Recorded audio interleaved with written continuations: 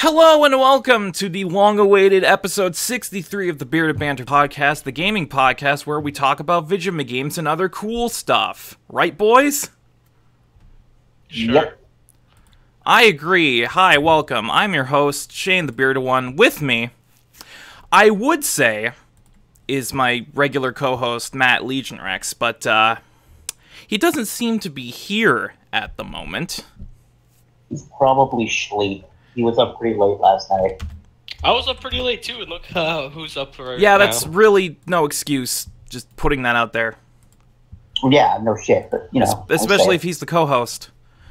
But you know what? That's fine. I've got something that we're going to put up here. Just until he appears, he will be branded with the giant X over his face. Because he's dead. Because he's on... dead to me. Oh, this is on the Twitch. Let me see this. He's dead to me for not even showing up to his own podcast. So there, we're just going to put that right there.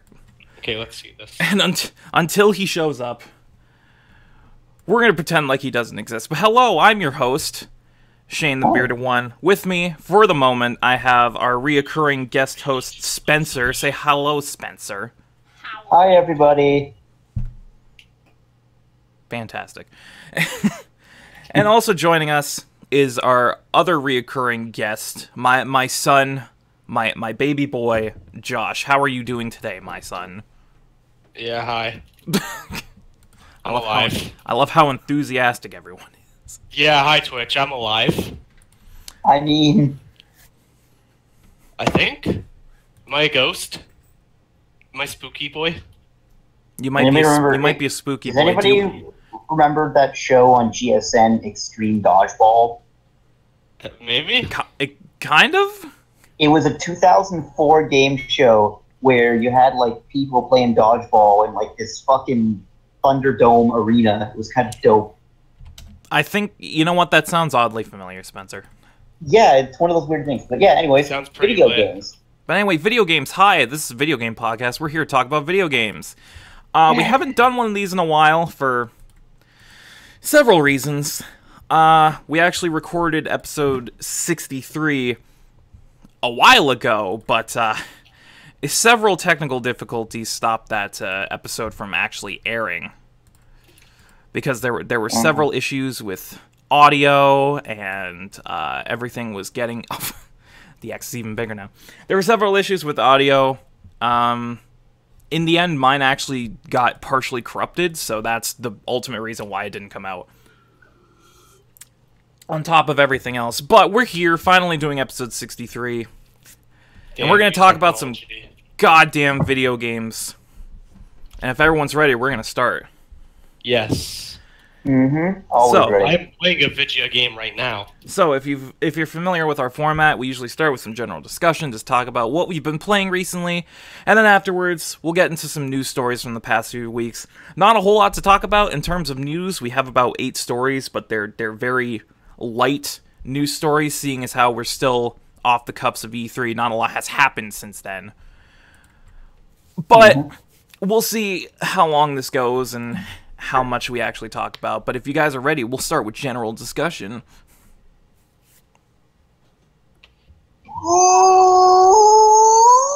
I will take that as a yes. So, let's get started. Let's start with the boy Spencer. Spencer, what have you been playing lately?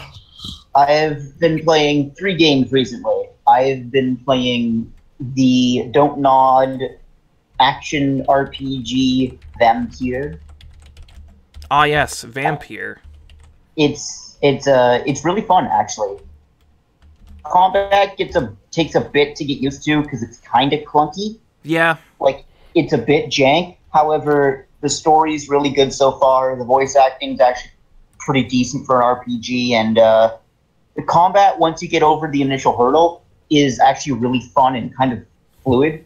But it's just, you need to get past that initial jank. Well, yeah, it's very Dark Souls-like, isn't it? Yeah. Yeah, but Dark Souls really isn't janky, though, when it comes to combat. What? I'm sorry, have you ever played Dark Souls? Oh, no, just Dark Souls 1, 2, and 3. Have you played Deaths. What? Deaths. Demon Souls. Have you played Demon Souls? No, I haven't played Demon Souls. Okay, well, even then, Dark Souls combat is janky. Dark Souls 1 combat is super fucking janky. 1 is? Dark Souls 3 is pretty fluid, though, man. Dark Souls 3 is like 2 years old, 2-3 years old. So. Like, and even then, it's not exactly what I would call fluid combat. I think it was pretty good. It's no god hand. But no, Vampire is really good. We're really enjoying it. I've been playing. Oh, there he is. Is it Matt? Yeah. Discord chat itself. I could not get into Discord for like 15 minutes, dude. So. Hey, Okay, our co-host is here. Welcome, Matt. Hello. Now, Whoa. I will remove the X of shame from your face. Literally, Discord would not load for me. So like, I got up on time, got everything ready. I opened Discord at what 11:50. 15 minutes, it wouldn't load up. Turns out my internet shat itself and decided not to work for like 15 minutes. Well, but yeah, we're currently doing our game discussion. I've already talked about Vampire. It's good. I'm continuing to play the original Danganronpa. That continues to be a joy to play. However, oh boy, pick a language when you play Danganronpa, because if you go from like the Japanese version to the English version, it's really confusing. Because you're like, ooh, some of these voices aren't good. Ooh. But the game's good. And the last game I have currently been playing is I've gotten started on Bloodborne. Oh shit! Yeah, I finally got started on Bloodborne. Bloodborne is a video game that exists. Bloodborne is a video game that, in my opinion, is one of the best ever made, but that's just me. It's definitely one of FromSoft's better made games, like as a whole. I really like the H.P. Lovecraft. I'm sorry, H.P. Lovecraft inspired kind of stuff like that. Also, Matt, I just got your Facebook message. Yeah, same. Yeah, that's just telling you a lot about my internet. QQ. Because I literally sent them like fucking 4 minutes ago. Yeah. And the last game I have been playing is Bloodborne, and it's pretty good. I've gotten a pretty good handle of the parrying window, because instead of using a shield, you're using your gun, and yeah, it's a great game. Pick it up. Or do exactly what he didn't say and don't pick it up to spite him. But then why would you not play a good game? Well, that's the thing, Spencer. Some people don't like fun. Have you heard of hamsters? Those people are called dead. Those people are called Nazis. Shit, you're right, technically. Oh boy. Not the Nazis. Anything but the Nazis. Just hashtag fuck Nazis. Put that in the chat. Yeah, put that in chat. Anyone who's watching, hashtag fuck Nazis. Is anybody watching? Who knows? I don't. We do this for fun, but anyway, let's move on. Seeing as how he just arrived, let's go to Matthew now. Matt, what have you been playing recently? What have I been playing recently, actually? I have been playing a total of Jack and shit, usually, pretty much. Oh, are those aspiring indie games? I haven't heard of them. Aspiring indie games that nobody has heard of. No, I've been very busy recently, so I've not been able to play very much. But what I have been,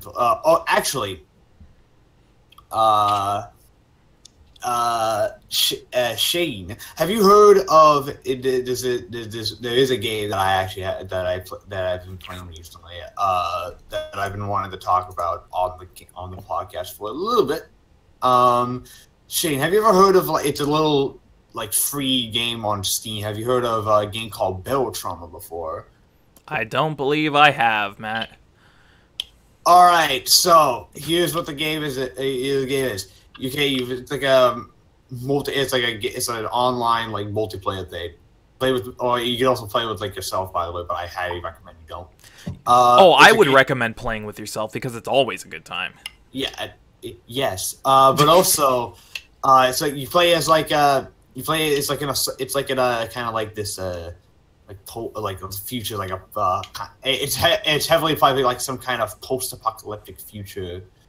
Humanity's a kind of world been kind of run over by the ocean, and then in the ocean there's like these creatures that like that range from like that are all extremely dangerous, and a lot of them are very, very big.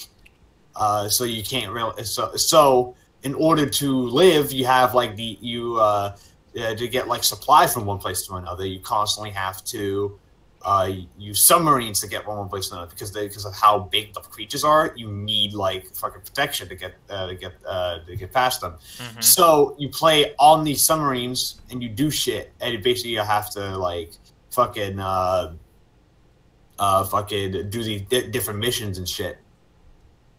But one of the gimmicks of the game is that imagine a game like this, but if it had ragdoll physics. Oh boy, that sounds fucking hilarious. And it's very funny. It's very funny. It's very funny. So you're basically playing as one of the people on the submarine. Basically basically tried to go through this extremely serious situation, but with a character that looks like he's from Happy Wheels, and it's very funny, very, very funny. And I say play with multiple people because the game is also very difficult. Cause it's very, very difficult. Like it's legitimately hard to play. It's legitimately hard because fighting the damn things because you can't fight the damn things. And if one of the damn things gets in, the place your submarine floods, so rip. But also second, if it grabs you, you don't automatically die, but you can't move, so you have to just watch a character just basically slowly the health slowly drain away from him. That's my favorite feeling in a game, is when you're down and you can't do anything about it, so you just sit there and wait to fucking bleed out. You wait there to die. Wait there to die. The game is free on Steam, and it's one of those games it's basically one of those games that's pretty much fun mainly for the stupid shit that happens when you play with multiple people. Like you can also put on like a mode that allows traitors to exist, so you can there could be like one person on the fucking on the sub that's a traitor. That's just a traitor that's trying to kill everyone. So let's say you're the traitor, you could literally just go to the reactor, put it on max, blow up the submarine, and there you go, you win. And there you go, game's over. There you go. But then you die in the process. But what is this game called again? Battle Trauma. That's it. Yeah. Yes. It's free on Steam as well. So it's a free to play game. So any of you, it is a free to play. Anyone who has Steam. Anyone who has Steam and sounded interested in that game, check it out. It is currently in the workshop. It is not done, obviously, but it's one of those games that's it's in the workshop, but it's actually good. So it's one of those rare ones. Yeah, because a lot of those early access type games, you can very clearly tell that it's nowhere close to being completed, yet they still charge you money for it. Yeah, this is free on the early access, and because it wasn't always on the early access, so they just recently put it on Steam. It's been off of Steam. It was off of Steam for a little bit, so clearly they've been working on it. And clearly they've been working on it, and they added it to Steam after they added like a bunch of stuff. I like it when developers do that. They're like, we're going to take the early access approach, but we're not going to release it until we have a product that we're relatively certain is a good example of what we're trying to do. Yeah, they did. I think my favorite thing about about that wording about beta, alpha, pre-alpha is, and I saw it a lot at E3 this year, where they showed us fully in-game, in-engine trailers and went pre-alpha footage. I'm like, shut the fuck up! This is pre-rendered alpha footage. Yeah, I'm like, do they know what alpha stage means? Alpha is if you show us sketches. I mean, usually, that's probably it was probably pre-rendered cinematic, and that stuff is done before. And I like alpha. how, and specifically the Beyond Good and Evil 2 demo they Beyond showed Good was 2. like pre-alpha, and it looked like it was almost fucking done. Yeah, probably Yeah. because that section was done. Most likely. I mean, anyways, that wording has always made me laugh, especially at E3. Basically, if we go by logic, that they are, that they're more done than they're letting on. It's just so people don't see the word beta and go, oh, when's it going to be beta tested? Oh, when's it coming to Steam Early Access? If you put pre-alpha, you basically have time to actually finish the game. Yeah. Pretty much, yeah. Well, is that all you've been playing, Matthew?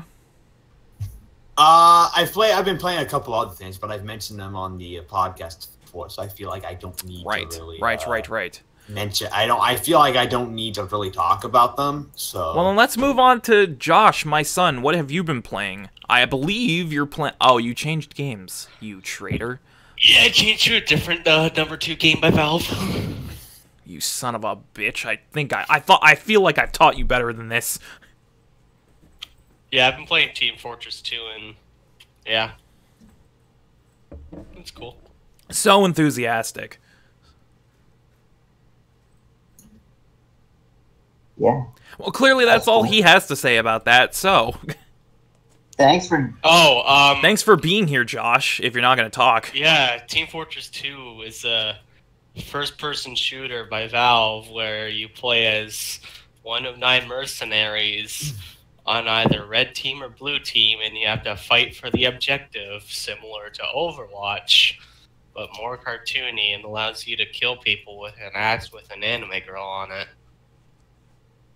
How's that? all right. Moving on. Go to sleep. Go back to bed. I've been You're not playing needed on this podcast sleep.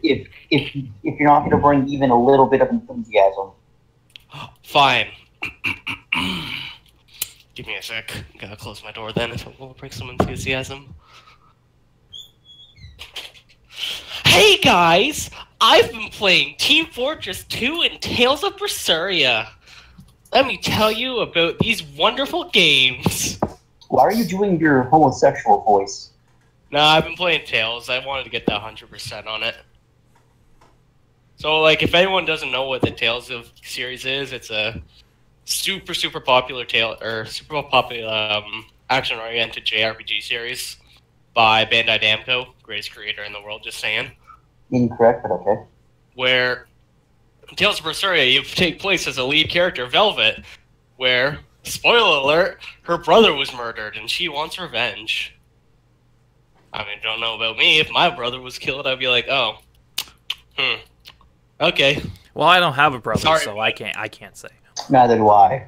And in my opinion, I've only played Tales of Zestiria and Berseria, but it's probably one of my favorites. The story is very well fleshed out, and the character development You are female.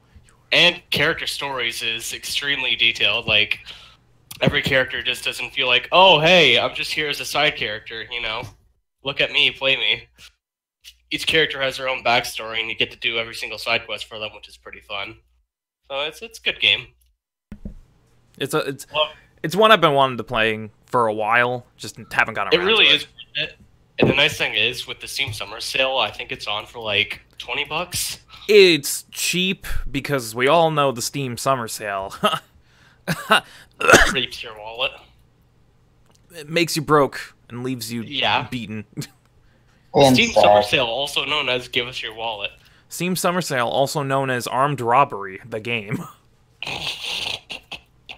Basically. It is true.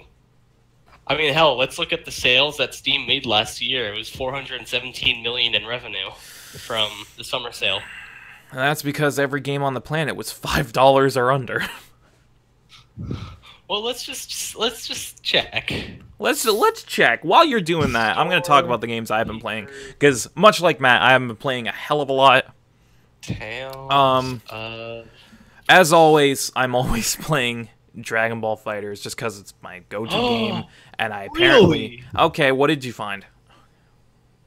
Oh, I said no, really, for Oh. that you play Fighter Z.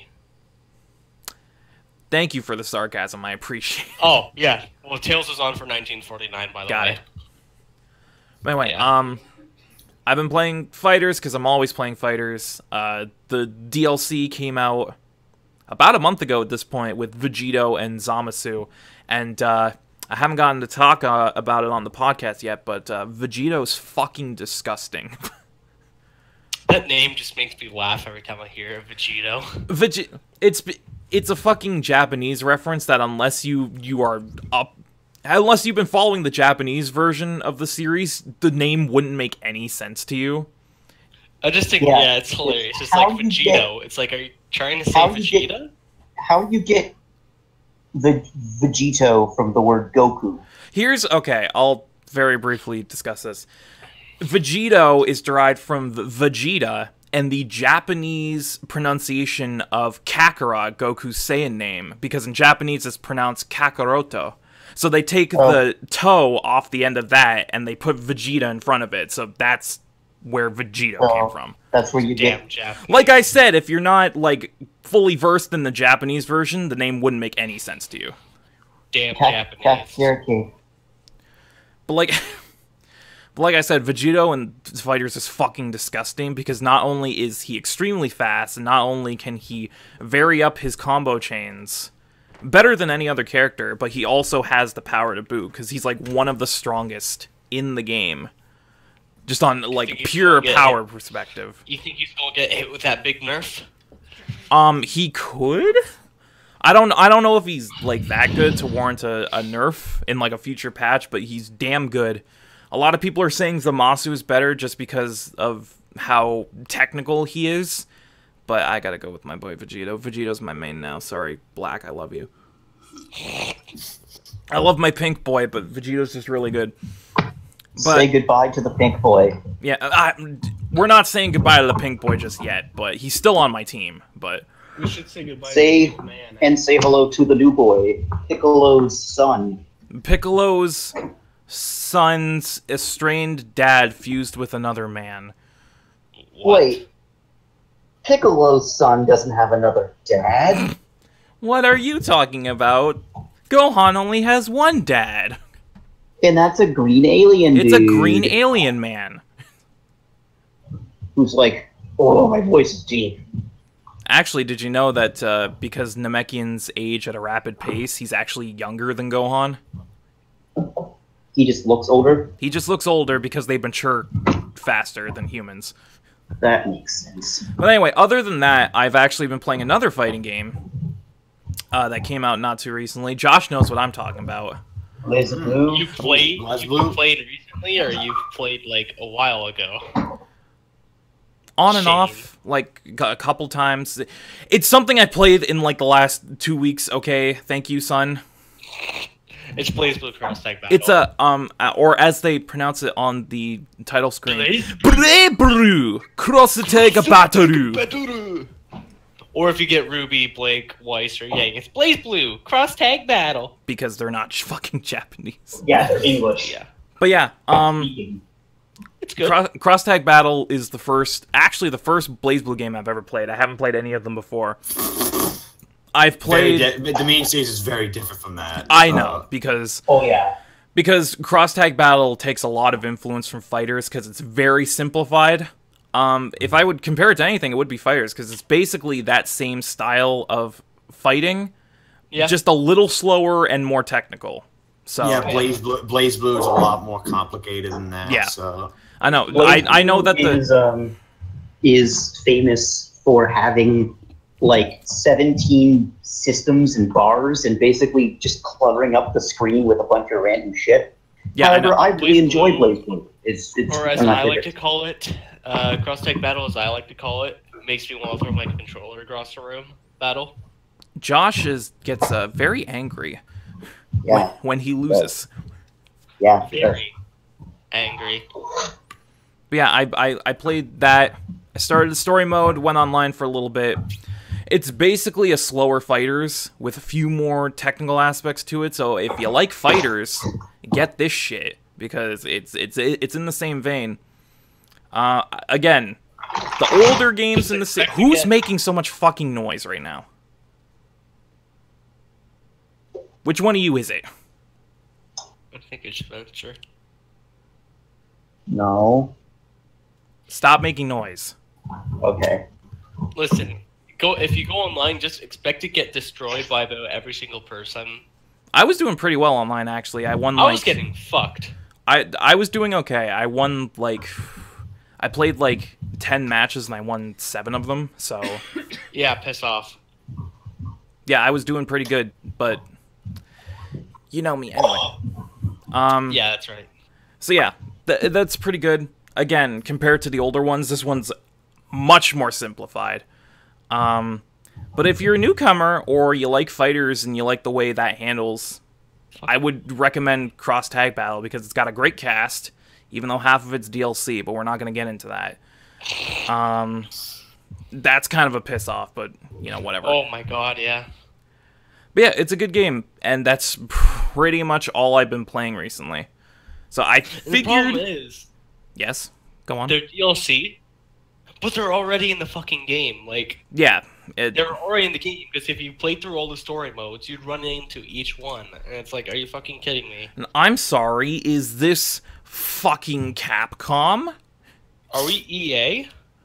Are we putting our DLC on discs so that it saves room? Listen, man, I like to talk about that part of Capcom. Yeah, I don't want to talk about that because that's the Dark Ages. Bad Mhm. business sense? But yeah, the half of the roster being DLC kind of sucks. But I mean, the game isn't full price anyway, so it kind of balances it out. It's $65. That's still not full price, son. That's still a lot of money, though. Compared to a 90 for a brand new game 80 for a brand new game. with the tax. No, Is you 90. Don't pay tax. You don't pay tax on Steam. You gotta remember that. Well, guess what, son? Huh. We're not PC Master Race. I am. So people who do play on PC, I don't That's buy $8. enough games to care. I buy a fuck ton of games to care. Because if we pull up my favorite thing to make me hate myself, Steam library calculator. Let's see how much my... Oh boy, okay. Give me a sec, chat. Canadian dollar, get disappointed in my life. So while Josh calculates, There we go. Okay. Account value $1,060. That's actually not that bad, all things 2002. considered. Wait, seriously? That's actually not that bad, all things considering. Should be a lot higher. Yeah, I would feel like it would be way higher. 2,229 hours on record. Huh. Yeah, it's not that bad. I could have sworn it was at like the 2000s by now. Well, apparently it isn't. Oh, it's calculating all the sales. Well, in the meantime, I think that wraps up our general discussion. I didn't think it was going to go too long because we've been busy doing other stuff, so games haven't been a top priority lately. So Yeah. let's move on to our news, which, again, probably won't take too long because E3 was only 2 weeks ago, so E3 wasn't too long ago, and let's be honest here, after E3, the gaming industry decides to just shut down for like a month or two. We Needs still a break. we still have about 8 stories to cover, but really none of it is too So small shit. Yeah, it's mostly small shit. Because again, E3 was 2 weeks ago. The gaming industry's like, yo, we already announced all our top shit. Back off. So let's get started with our news section. Starting with a game that everyone is familiar with, Overwatch. They just released a new goddamn hero, which is a fucking hamster in a ball. Hammond. Wrecking Ball. You know what? Do you want me to cover this? Because No, This is my show, Overwatch. son. This is my show, son. I am covering the news. Thank you. I was going to talk about meta and shit, but okay. You can talk about it after I'm done going over the story. So, let's read the article. Overwatch's 28th hero is a gosh darn hamster. So the new hero, officially named Wrecking Ball, is now live on the PTR. The rolling mecha is piloted by the hamster Hammond, a character previously teased as another test subject along with Winston at the Horizon Lunar Colony. Hammond was never confirmed to be a monkey, but finding out he's a hamster is still a bit of a surprise. It's super wacky and stupid. Hammond has a massive spread of abilities, all filling his role as a tank hero. His primary weapons are basic automatic quad cannons, while his roll function allow him to quickly get around the battlefield. For even more maneuverability, the character's grappling claw allows him to attach to surfaces and swing around the arena, even while in ball form, knocking enemies around in the process. So he's a hybrid tank, much like Matt was talking about on the stream yesterday. So, Josh, now you can get into your spiel about the canon and all that crap. The meta. Tell me about the meta. How it's going to change the meta and everything. Yeah, talk about the meta. Fuck you, Spencer. Here's the thing. I don't play Overwatch, so I really don't care. Do you think the people that are watching this care about the meta? Okay, then never mind. No, Talk by about the meta. all means, please. No, by all means, talk about the meta. I didn't say I'm not interested. You guys. Alright, well, Hammond, like you said, is going to be a bruiser tank, which basically means he has a higher DPS than most tanks. He's not filling a role like Orisa or Reinhardt, which is a static tank, which basically means you stand in one position and you protect your team. It's going to be more in the likes of Zarya and Roadhog, where, unlike those two, they actually have high mobility, but in return, his damage is considerably lower.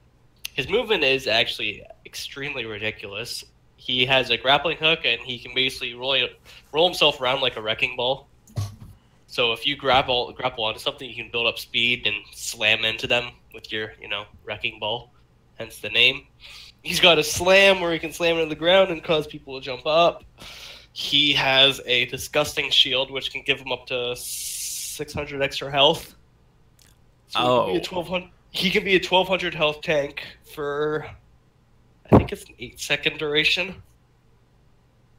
And his ultimate is basically a absolute area denial, where he shoots a whole bunch of little micro mines into a certain field.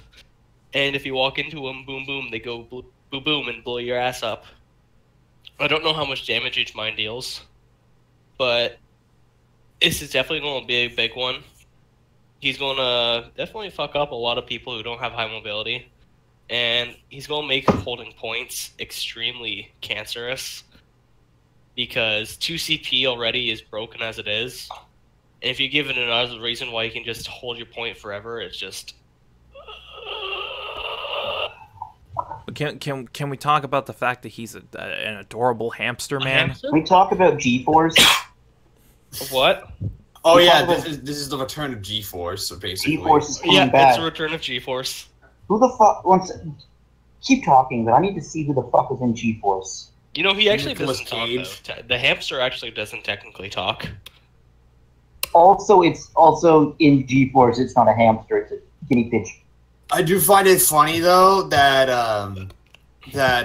when everyone's for Overwatch, it's a game filled with waifus. So whenever a new game is announced, it's like the song, and it's a girl. Everyone like freaks the hell out. So everyone just assumed it'd be another one like that for a new character. and then when the character got announced, it's a fucking hamster of death. And the reactions were funny. By the way, As a Matt put it yesterday on our other stream, Hamtaro is sick of your shit. God. G-Force, a 2009 action-adventure movie starring Nicolas Cage, Penelope Cruz, Bill Nighy, Zach Galifianakis, Sam Rockwell, Will Arnett, Steve Buscemi, Jon Favreau, and Tracy Morgan. Why is Steve Buscemi in that? I know every single one of those actors. Steve Buscemi plays Bucky, of course. I don't even want to like. I don't even. This movie exists. 1 second. I'm looking up who Bucky is. Well, you know what? I have a perfect quote for this from our good friend, Filthy Frank. I have a question. Oh God! What? Oh my. Okay, wait. The tagline for G-Force was "Gadgets, Gizmos, Guinea Pigs in 3D." Oh God! This movie exists. Yeah, it's a This thing. movie made back its budget. It's a thing that exists, and you can find it somewhere to watch it. It made back its budget. Yep. Okay. I mean, a surprisingly big one too. I think we're moving on. As we've learned from recent years, people will go see shit and don't care. I have lost all faith in humanity. Well, let's move on to our next story. Are any of you familiar with a little company called Telltale Games? I think I'm pronouncing it right. I don't. Maybe. Yes. Did they do that little Minecraft thingy, Mabobber? I think they did the Minecraft. Did they make that really old fucking Jurassic Park game? They actually did.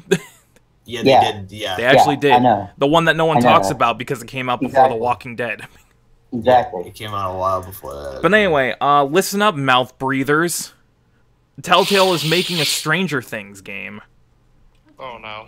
The article reads, and what might be the most surprising... This is all coming from EGM, so they write their articles really weirdly. Just take that into consideration. In what might be the most surprising announcement in a week full of surprises, Telltale Games and Netflix have announced a new partnership. The game developer will bring a version of at least one of its adventure games to the streaming platform and create a new game series based on the popular Netflix show Stranger Things. Oh no.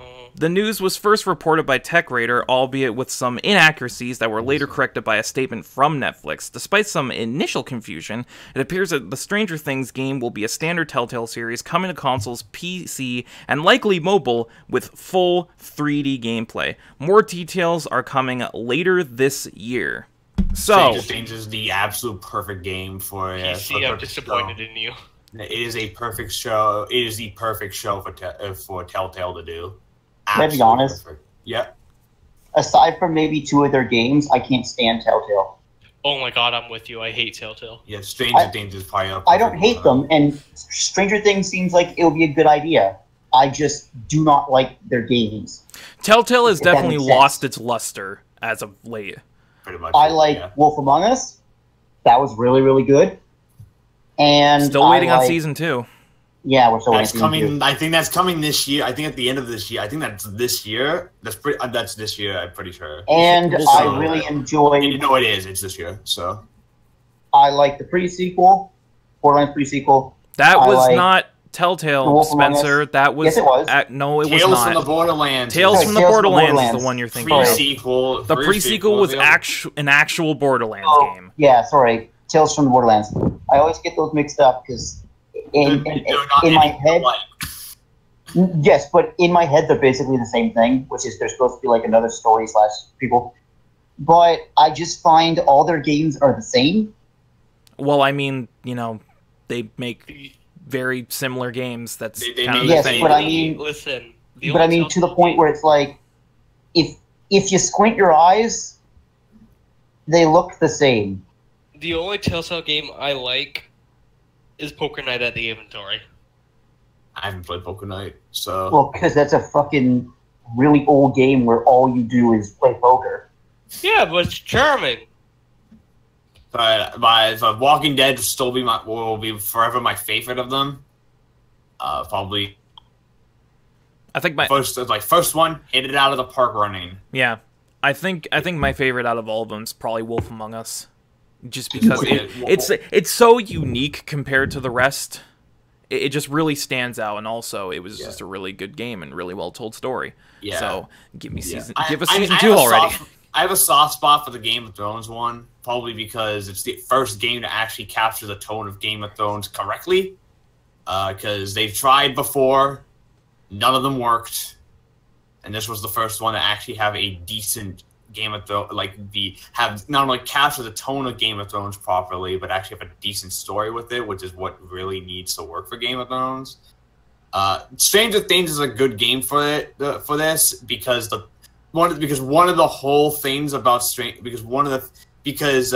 Things hits that that target that I think that the better Telltale, when Telltale is doing a more serious game, I feel they're a lot better usually, and Stranger Things fits in that vein. I'm not gonna lie, I'm not a big fan of the more comedic stuff. Do we have to talk about Minecraft story mode? Yeah, Minecraft was not great. Minecraft wasn't good. Minecraft wasn't good. Guardians of the Galaxy started really good, but got really stupid really fast. Tales from the Borderlands is alright, but inconsequential. I really like Tales from New Orleans. Yeah. I think that's one of my favorite. To me, no, I like it, but to me, Tales from the Borderlands, it felt like Borderlands Light to me. I mean, I don't know, the tone felt off to me. I don't like the comedic stuff. I'm more of a fan of their I'm more of the fan of the other stuff. I really like the Batman stuff. Yeah, no, the Batman stuff's good. Yeah, I really like the Batman stuff. I really love Wolf Among Us. I love Walking Dead. That stuff. So Strange and I like Game of Thrones as well. So I'm pretty sure. So I'm looking forward to what they do with Stranger Things. Also, Stranger Things is the first thing they're adapting that could be classified as a horror. So I'm curious to how they adapt it. Very curious. It's specifically for their style of game, for a Telltale game, it's really hard to do horror. Yeah. Yeah, Walking Dead succeeded for the most part Walking Dead succeeded for the most part by putting a lot of the tensions in the shit you do and giving you timeline. Worked. If Walking Dead it works, I don't know. Walking Dead's a different type of horror though. The Stranger Things is more if it makes sense, it's more visceral horror. So I don't know how that will work. But I'm very, very curious. I don't really have an opinion on this just because if you haven't seen Stranger Things, watch Stranger Things, please. Haven't watched Stranger Things, and B, I don't watch 3D stuff. And well, you're missing out, dude. It's so good. A, haven't watched Stranger Things, and B, haven't been a huge fan of Telltale as of late, just because I agree with Spencer. They're just doing the same shit over and over again. It's kind of losing its luster a bit. But I mean, it's interesting that they chose this property out of anything to adapt. So we'll see how that ends up. Yeah, the first 2 or 3 times, I'm a clap because it looks great and it's revolutionary and fucking good job for you. But you can only pull the rabbit out of the hat so many times before I start to get bored of the rabbit. And that's basically Telltale for me, is they get the license to something, but they just make the same game with the same issues with their ports. Well, it's the same. I think I saw a news story that I didn't bother to cover because I felt this was the more important out of the two, but apparently Telltale are making a new engine for their games, which I think is kind of a big deal because another thing is they use the same engine over and over and over again. I'm gonna go out on a limb, and I'm gonna say I'm pretty sure Stranger Things might be the first game on that new engine. I don't think it's gonna be Wolf Among Us because that's this year, and that's this year. And that's gonna use the old engine. Then we got the final season of Walking Dead, which will probably also be the old engine. So it's probably gonna be Stranger Things. That's probably gonna be the first game with a new engine.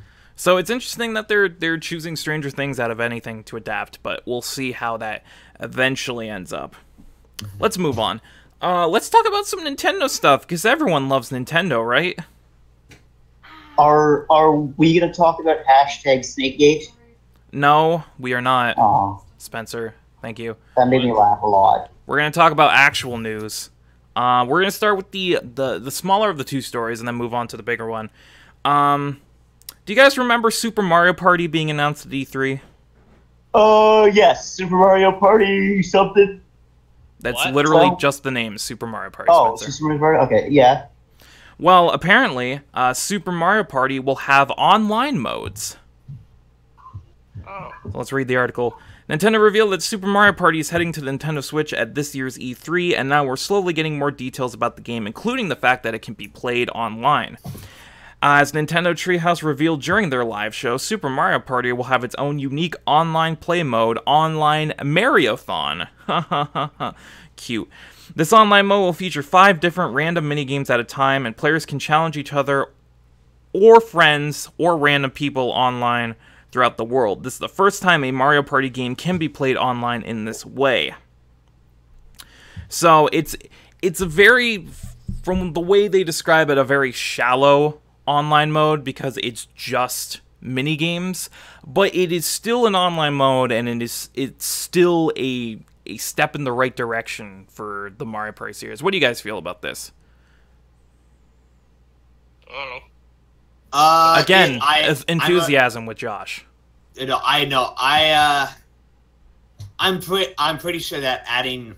I'm surprised it took this long to add online mode to fucking Mario Party. I feel like it would have. I feel like it would have been something they added with like 10 on the Wii U. You'd think that it would be added with like 10 or even 9. Maybe even the one on the DS. Yeah, exactly. Like you would think that they would have this already, but they didn't. Because Mario Party is a game that is literally only good if you play it multiplayer. Yeah, no one fucking plays Mario Party by themselves. That's just sad. If you play, but online solves the problem of having to get friends, so you can just play it now with other people online and ruin online friendships now as well. I think the addition in this one specifically is a bit redundant, because sure, having online play is nice in any capacity, but why'd they pick the Switch one? You're going to be able to play it more likely with other people because of the portability of the system. And they really advertise that in the trailer with the unique minigames that take advantage of handheld mode. I think they're adding online because they'll wait a minute, we've done a Mario Party game and we've never done it online. Put online in it. My problem is with the online is what happens if someone quits? I feel like they would have systems in play that would prevent that. You now have a hard AI. You now have a very hard computer character taking over. And you then proceed to die because the computer characters when on hard are stupid. I think that's also part of the reason why it's just the mini games that are online instead of the full board game. Luigi wins by doing absolutely nothing. It's not the full board game. It's only the mini. Yeah, no, it's just a minigame. Oh, fucking never mind. It's fucking stupid. Oh wait, okay. I thought it was like the actual full party. No, I literally just said it's just the mini game. He said that. That is fucking stupid. Okay, I said that when I was reading the story. Thanks for paying attention, guys. Hey, I'd pay attention. Thank you, Spencer. I appreciate you. You're welcome, buddy. Fucking stupid. Yeah, it's like I said, it's a very shallow online mode from what they're describing. It might be more. It did say there are several modes other than this one. This is just the first one they've announced, so there might be more in the future. But we'll see. Announce an online like board mode if they do, because like fucking That's what I was thinking. Like, oh, it's an online board. Like the board game is completely online. It could be completely online. Honest, But if it's just the mini games, then why bother? Well, I mean, I also Mario parties, man. I also feel, like I said before, that adding online to this one feels a bit redundant anyway because of the portability of the Switch. Like you're gonna take that shit out and play with other people, so it's much more likely than any other Mario Party that you can get people together to play this one. So Mike's red sauce. Just make sure your Joy-Cons are break-proof, because most likely they'll try and punch the shit out of you with them. nah, they'll probably throw the Joy-Con out the window, and then you probably have like a few more laying around anyway, so it's not that big a deal. But that costs $60. You could always go get a. You could always go get a Pro controller at Costco For $100. Like way less than that, dude. It's like $80 or $90. It's still up there. Not in Costco. Well, Costco is the weird corner of the world where everything is not as expensive. Because wholesale. But anyway, hey guys, buy 10 Pro controllers for only $129,000. I got 4 pairs of Joy-Cons for only my firstborn son. Sorry, Josh, I forgot to tell you about that. Oh. Okay. But anyway, let's move on to the other Nintendo story. As we're all aware, Nintendo were missing some games from their E3 showcase this year, mainly Metroid Prime 4. Afterwards, Nintendo did explain why Metroid Prime 4 wasn't at E3. So, according to EGM, while Nintendo's E3 Direct presentation gave players a closer look at several anticipated Switch games, one title that fans were hoping to hear more about was absent: Metroid Prime 4. While the company confirmed the game is still in development, it seems there isn't anything to show yet. In an interview with Game Informer, Nintendo's Bill Trinan and Nate Bildorf explained that Metroid Prime 4 wasn't included in the E3 showcase because there haven't been enough progress on it to provide an update. I think the main thing is, as people have probably realized by now, we show things when we think we're ready to show them, Trinan said. And when we think we're ready to show Metroid Prime, we'll show Metroid Prime. I think this is something that everyone just assumed, but now that it's confirmed, it's pretty much set in stone. It's much earlier in development than anyone probably thought, because even after a year, they don't have anything to show. The game had no developer when the game was initially announced. Like, it took them like 6 months to get one. So they literally they announced it before they even had a developer placed on it. Now this begs the question: do you think they announced it too early? Yeah, absolutely. I mean, they announced. I mean, I don't know. I mean, it depends on how fast they. I mean, to be honest, they announced it so people know what's happening pretty much. I'm pretty sure Nintendo probably just honestly did it because I said this last year too. They did it so that way they could tell people to shut the hell up. And just is like say, okay, we're doing Metroid Prime 4, shut up. And it's basically what fucking Bethesda did with Elder Scrolls 6 this year. It was literally just, we're working on it. It's happening. Shut up. But man, Elder Scrolls 6, they showed some. Every time They showed anybody, nothing. They didn't show shit. anytime anybody brings up the fucking Bethesda conference, all I can think back to is how disrespected Andrew WK got by that fucking crowd. God damn it, Spencer, let it go. I'm not letting go the disrespect. I don't even know what happened. So They got, but Metroid Prime 4. Do I think they announced it too early? No, I think they announced it fine. I think here's the thing. Metroid fans and Nintendo fans are fucking whiny bitches. So the whole thing Yeah, that's true. is that if they don't get what they want, then apparently the entire thing sucks. No, Metroid Prime 4 is coming. It'll come when it's fucking ready. Deal with it. Have some patience. I agree with Matthew. I agree as well. Yeah, but then again, gamers don't really have patience. I can confirm and can confirm. I play games, so whatever. So I mean, yeah, we want a game out. When you want games, like we finish a game, it's like, okay, we want our game now. Give it. Get busted. If I don't get my game served to me on a silver platter by cherubs from the sky by the third quarter of 2019, I'm a flip and write a very angry tweet. If I don't get my authentic GameCube copy of Super Smash Bros. Melee playing on my 2003 CRT with my Wavebird controller, then this is literally useless to me. If I don't get my broken C-stick controller that allows me to gain 2 frames on every Smash move played on my 2003 CRT with my vintage 2000 to 2001 purple GameCube playing Super Smash Bros. Melee as a 27-year-old man, I'll just get my mother to drive me home. If I don't get my wireless Wavebird controller that not only gives me a dependable wireless signal, but also has the slightly looser shoulder buttons to give me an extra 2 frames on wave dashing, I will literally drop Melee forever. Man, we talk a lot about gamers whining, but is there a more whiny group than fucking Melee players? Yes. Yeah, they're called Star Wars fans. Oh, I'm talking in the gaming system. Oh, we're talking systems? In the gaming sphere. Oh, yeah. Yeah, there are. It's called Halo fans. It's called PC. True. Well Halo played. fans. Or Call of Duty fans. Or any fans. Pokemon Any fan fans. base. Sonic fans. Fire Emblem fans are the worst. Fire Emblem fans.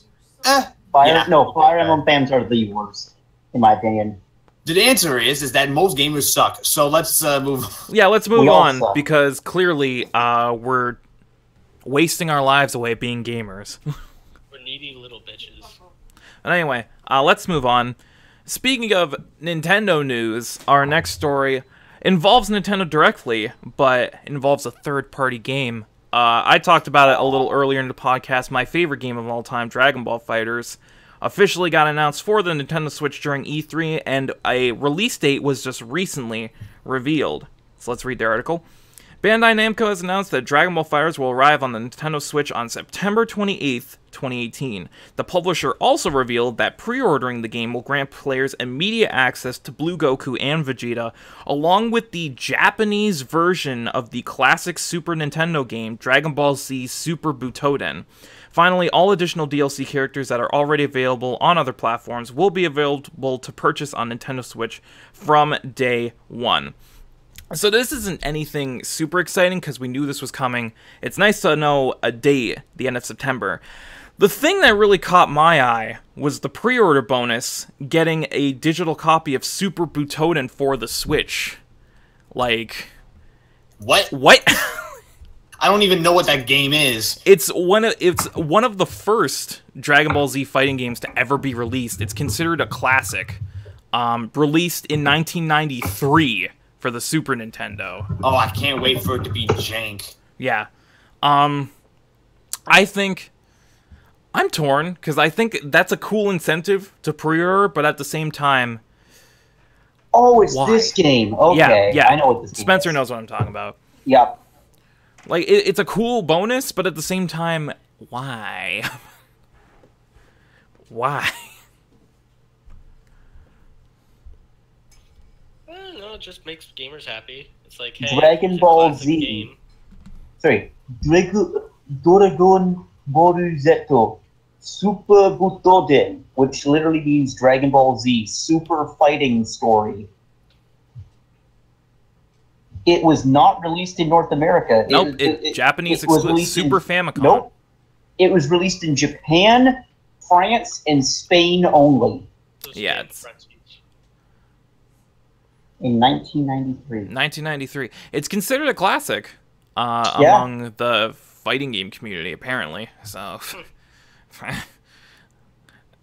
Cool. It just caught me by surprise, because it's like, okay, FighterZ is coming to Switch. It's already been released on other platforms. Switch is getting layer port. You know, we've been seeing a lot of that recently. But hey, if you pre-order it, you get this super retro fighting game from 1993 that only the Japanese, French, and Spanish got. That apparently everyone loves and is considered a classic, but you've probably never played it in your entire life. Here is the playable characters from Super Butoden. Before you get into that, this was also released in 1993, so DBZ wasn't done at that point. So it probably only has up until, like, I assume the Android or Cell Saga. It has. The playable characters are Goku, Vegeta, Android 20, Dr. Gero, Android 16, Piccolo, Frieza at 100% power, Android 18, Imperfect Cell. The secret characters are Super Saiyan Future Trunks, Super Saiyan Gohan, Perfect Cell, Super Saiyan Goku, Super Saiyan Vegeta, and Mr. Satan. Was this released before the Boo Saga or during the Boo 1993? This was 1993. So This might have been during the Boo Saga. The boy heard This is the first ever fighting game of the Dragon Ball franchise. This is the only Super Butoden game to feature the ability to dash into the opponent to knock them down. basically all you need to know is that it's super old and probably really janky, but a lot of people like it. Yeah. So that's cool, I guess. Let's move on. We only got 3 more stories to cover, but they're relatively big ones, I think. We'll see. Thank you. Bless you, Spencer. Thank you. Thank you for sneezing and interrupting. I had to sneeze.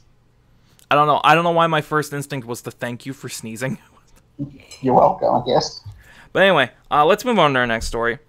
So, we just recently got, a few days ago, the Life is Strange spin-off, Captain Spirit. Captain Spirit. The Awesome Adventures of Captain Spirit. Awesome Adventures of Captain Spirit. They said that was going to lead into Season 2, but apparently, we're getting that sooner than we thought. So, according to EGM, the sequel to Life is Strange has a release date much sooner than anyone expected. The game is officially titled Life is Strange 2, and the first episode launches on September 27th. Like the first season, there will be 5 episodes total.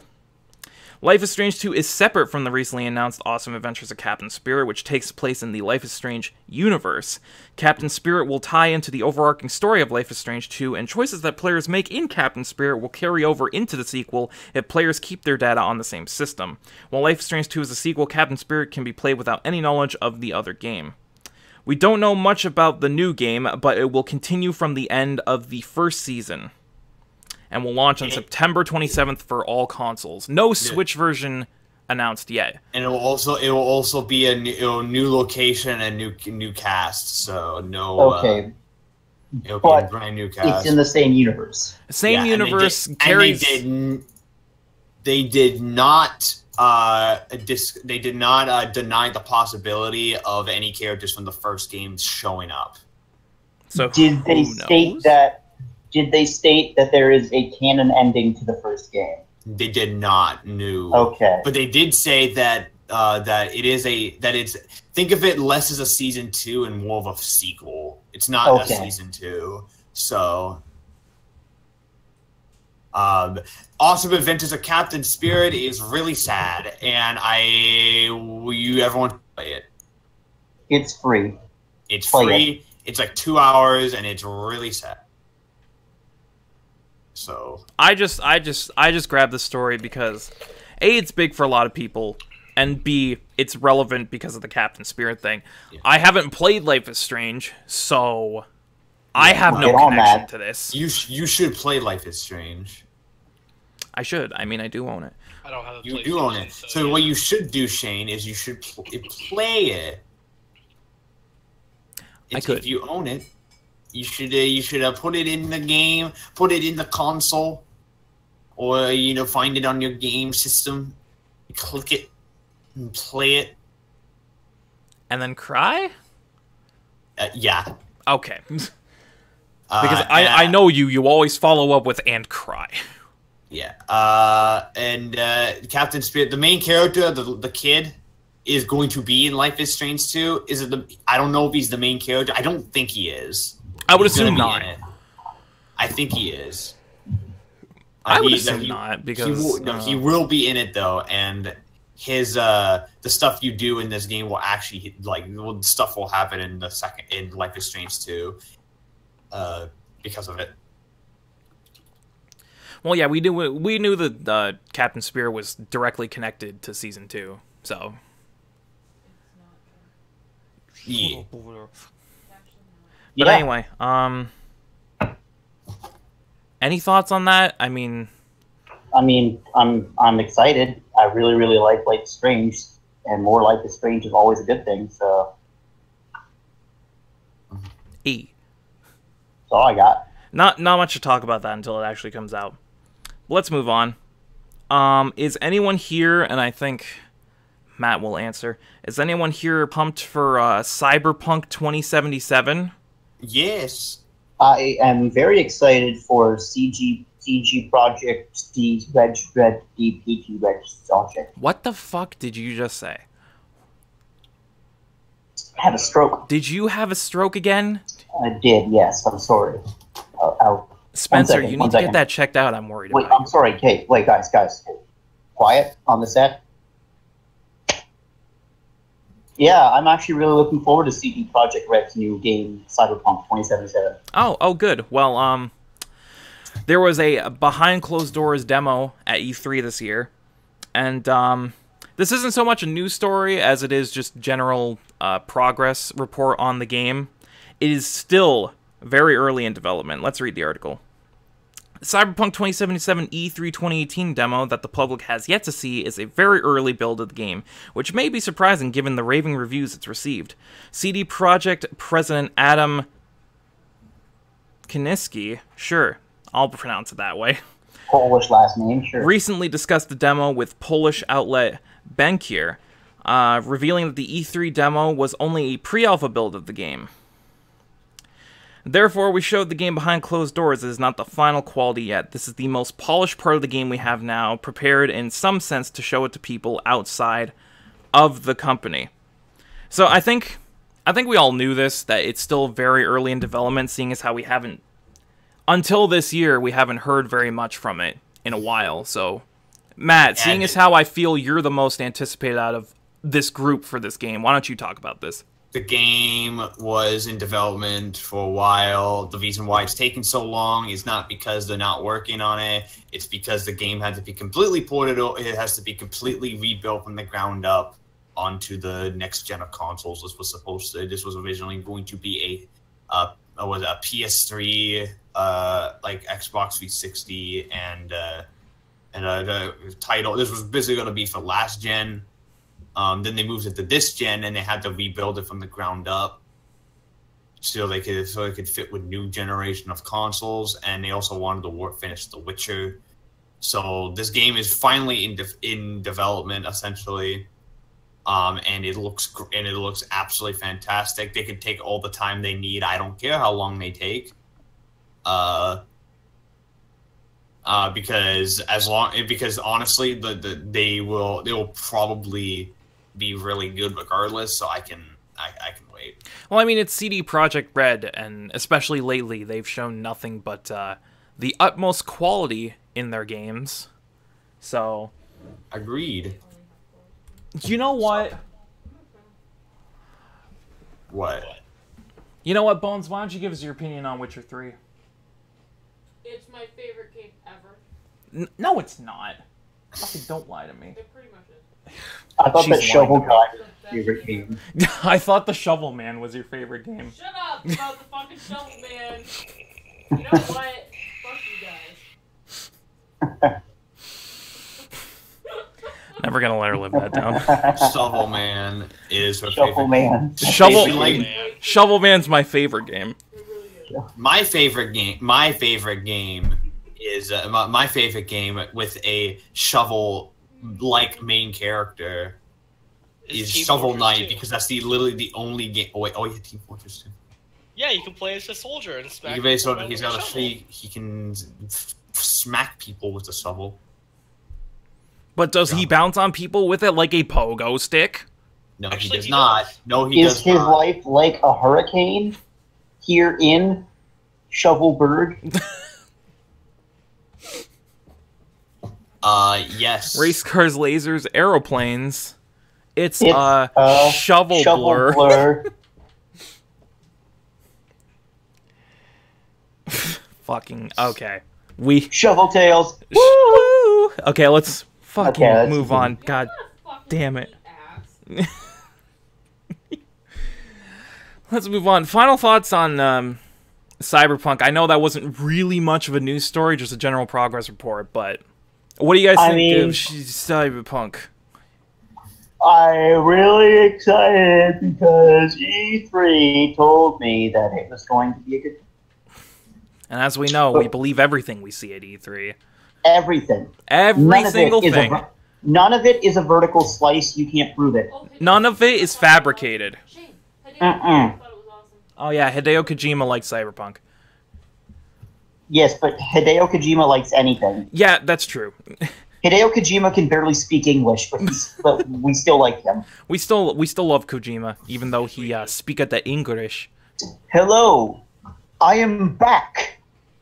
That's all he said. Fuck the Oscars. Yeah, fuck the Oscars. But anyway, let's move on. This is quickly becoming a train wreck. Let's move on to our last story for the day. Probably the biggest one. As we all know, E3 recently happened. I don't know if you were aware of this, guys, but E3 happened a couple weeks ago. It did? Yeah, it did. Damn it, I was sleeping. I'm not sure if any of you missed it, but E3 happened. And there were quite a few things missing from E3. One of the biggest missing games Was Final Fantasy VII. Yeah. Mm-hmm. I think I know Nowhere this to be one. seen at either Square's or Sony's conference. Actually, Final Fantasy VII was in Nintendo's conference. Shut the fuck up over there. I will return in a second. So, we recently, during E3, got an interview with Tetsuya Nomura, the director of the game. He claims that it is still in development. Let's read this article, boys. While the Final Fantasy VII Remake didn't make an appearance at E3 this year, game director Tetsuya Nomura has promised that the game is moving along and is being developed in parallel with Kingdom Hearts 3. Speaking in an interview with The Verge, Nomura revealed that the game is past its early concept stages and that production should ramp up once Kingdom Hearts 3 is done. We are developing Final Fantasy VII Remake in parallel with Kingdom Hearts 3, and it's not just in the early concept stages, we are actually in development. So right now, it's like I've been putting in 100% into Kingdom Hearts, 100% into Final Fantasy VII, 100% back into Kingdom Hearts, just going back and forth. It's just like two titles is just going one after the other. That's pretty much how I see it. For Nomura, though, having so many projects going on at once is very fun. He doesn't get fatigued by developing so many games at once. Basically, what he's saying is that they are still working on Final Fantasy VII. It's just that they are more focused on getting KH3 done and out before they put all of their manpower into it, which I think all of us pretty much assumed. Makes sense. Yeah. But now that Makes sense. now that he's actually come out and said it, it's pretty Final much Fantasy official. VII Remake has gone through a lot of development problems. Apparently, they had to change the engine, to completely change it, the overhauling the game, changing the way how it works. There was the whole episodic rumor. Episodic All that rumor. I bullshit. think they're ditching. I think they're ditching that because I hope they're ditching that. I think it is Yes, because I think from what I've read, apparently like the game was literally going to be. It was basically going to be an episodic game, but the entire thing was going to be like 500 hours or some bullshit.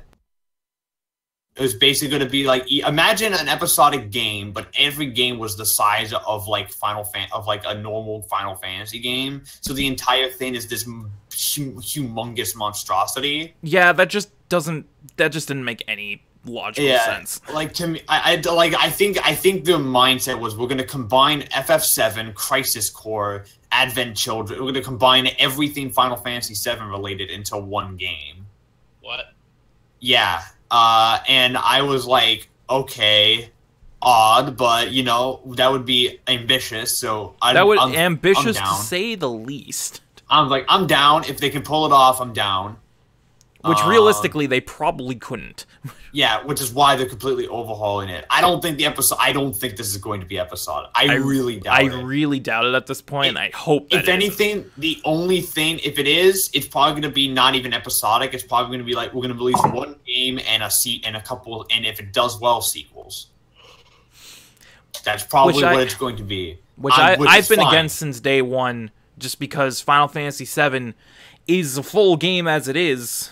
So I mean, they're completely changing the story from what I understand. It's less of a remake and more of a complete reimagining.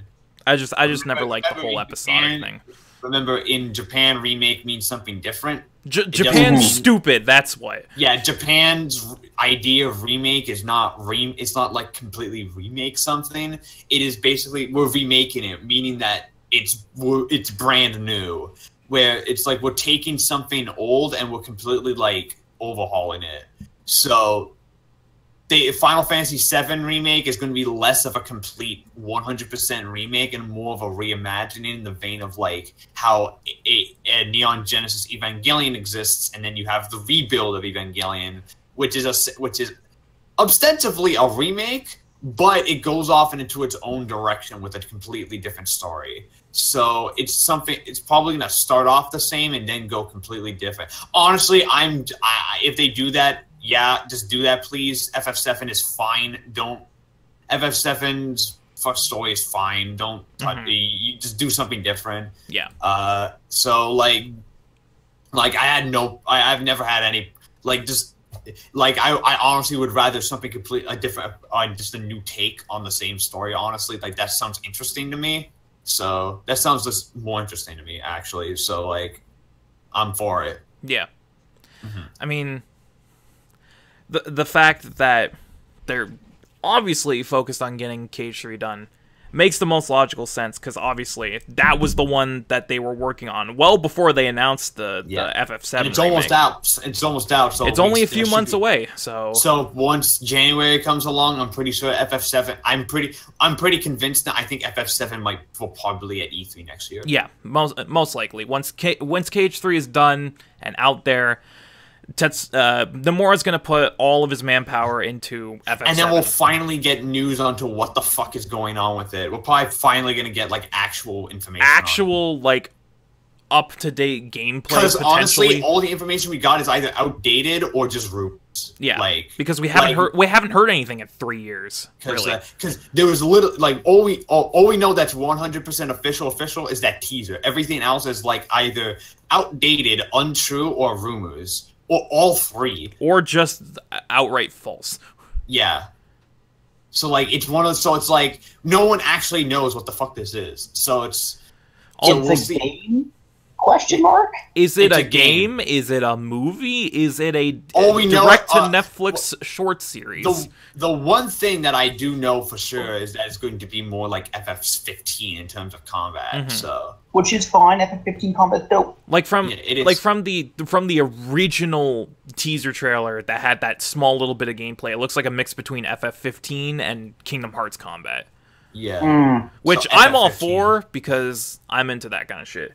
Yeah, pretty much so. Although I'm not gonna lie, I'm for when it comes to Final Fantasy, I'm old school. I prefer turn-based. So that's just me. I wouldn't mind if it's turn-based, but okay.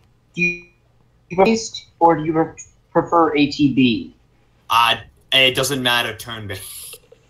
Well, because I personally, if we're going I don't prefer old school turn-based. I prefer more the ATB style. FF4 to 10 have my favorite systems. All of them. That's ATB. Yeah. So 10 didn't have ATB though. No, it didn't. No, and that's my favorite one. 9's my favorite one because it is the best. Isn't 10 the only one you've played, Shane? No, I've played a few of them. Thank you, Matt. Have you played 10-2? I have not played 10-2. Oh no. 10-2's great though. With you. Yeah, no. 10-2's great. That was not joking. I'm trying to... But no, my favorite... If you want to know I think my favorite battles... Yeah, this is going to sound weird, but my favorite system for Final Fantasy is actually FF8. Okay. Are you talking about the draw system? Yeah. Okay. Yeah. I think the draw system's brilliant. If I'm being honest, and this is a hot take, but aside from ATB... the Paradigm system is one of my favorite systems. Yeah, it's a shame that FF13 just sucks otherwise. So it's a shame it sucks because it has one of the most interesting and actually in-depth combat systems in the entire series.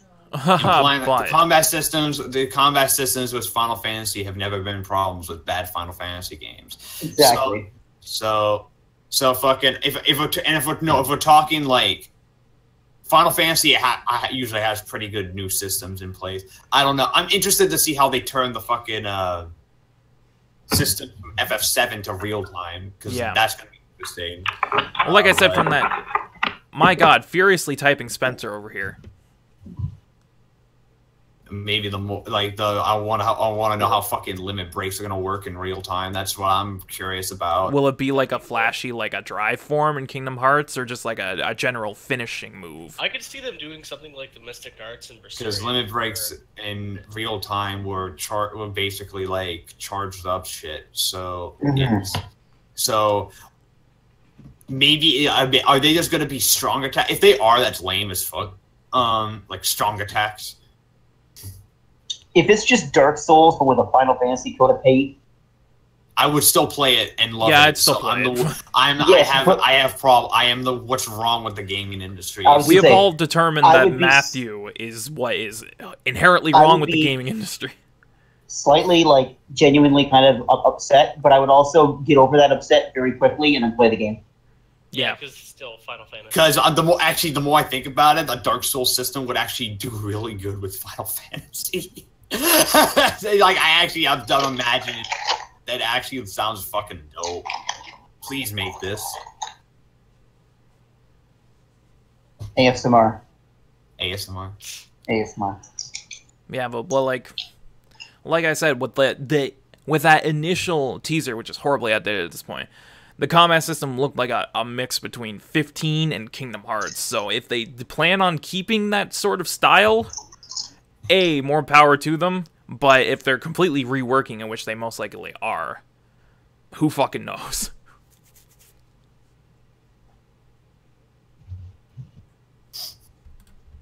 Right? Man, reactions, guys. I am tired, so... Woo! Well, that was our last news story for the day. I actually like Final Fantasy. Same. I think that was pretty apparent. In my opinion,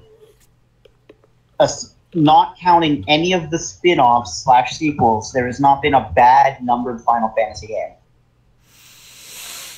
That is true. 13 is not the worst. 13's not. Listen, 13's not bad. The worst Final Fantasy game is, if we're talking just pure like sequel, the worst one is the first one's probably Lightning Returns. I would say Lightning Returns is the worst. Because even take away the name Final Fantasy, Lightning Returns fails as a video game. It's Majora's Mask, but not done right. Yeah, it's Majora's Mask, but it's Majora's Mask, but nowhere near as charming, interesting, intense, or fun. Implying Majora's Mask is charming, that game is horrifying, Spencer. Yes, but at least it has something going for it. You know, the Bremen Mask gives you a bit of charm. You're like guiding chickens. Keep going.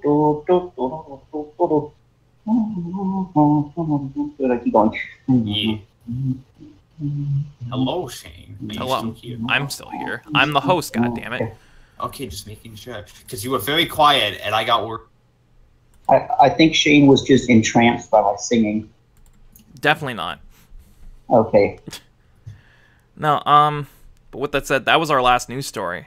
So, I think we can wrap things up here, boyos. You can't escape from crossing fate. Oh god, Josh, run.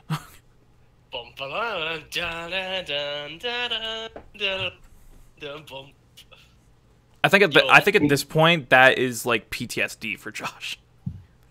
You gotta go. You gotta give it another minute. I hear can't escape from crossing fate. You just see my fists like clench and my sweat dripping from my face.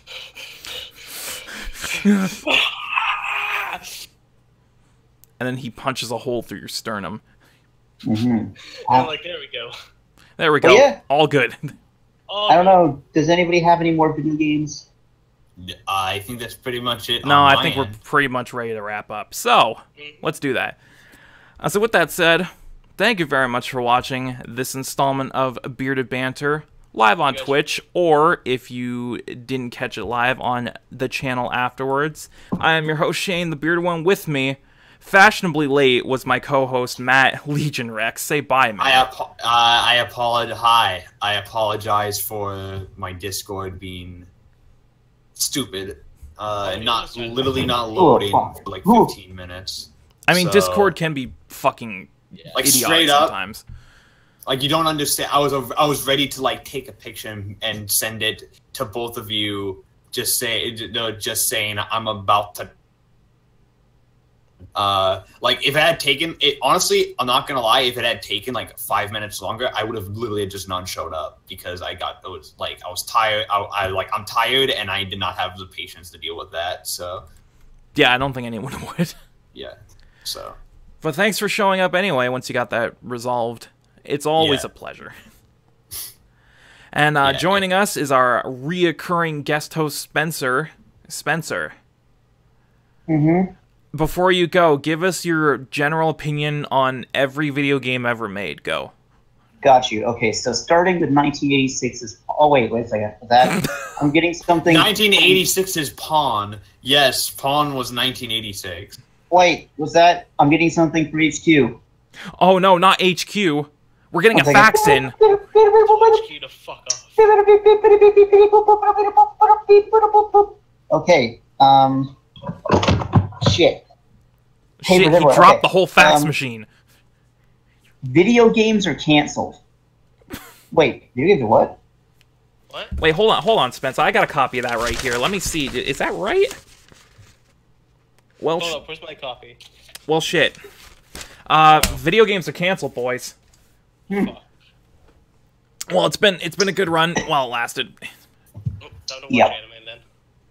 And also joining us for our last episode of Banter, apparently, because games are canceled, is our other reoccurring guest, Josh, my son. Say your closing statements, son. In closing, the Bearded Banter Podcast would like to thank our wonderful guests for continuous support through our wonderful antics and stupidity. From the bottom of our heart, thank you. This has been Taco, signing out. You know, I'd have to agree with my son there, because I think the perfect tagline for the show is, "This is fucking stupid." Yeah. Yep. Agreed. But with that said, let's wrap things up here. Thanks everyone for watching. We'll see you in 2 weeks with another episode. I'm your host, Shane. With me are my friends. We'll see you next time. Keep on playing the video games. Apparently we're canceled, so you actually... Well, now that we're canceled, we can get rid of literally everything. Literally everything is leaving now. Drag it all to the recycle bin. Just get everything out of here. Goodbye, everyone. Hold up. Let me pick up my computer then and just throw it out in the garbage. Please, get the sound out. But get the sound in there before we wrap. I was gonna say, somebody get like a line. Oh fuck. Break already. Oh god. Oh no. Okay, I broke my keyboard. There we go.